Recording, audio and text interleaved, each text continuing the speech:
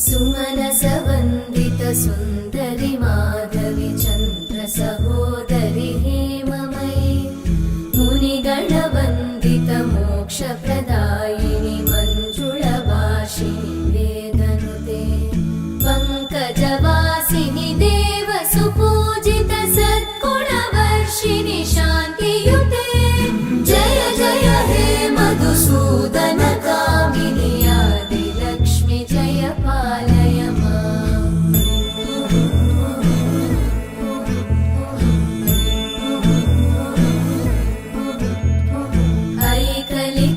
ऐकलिकल्मषनाशिनि कामिनि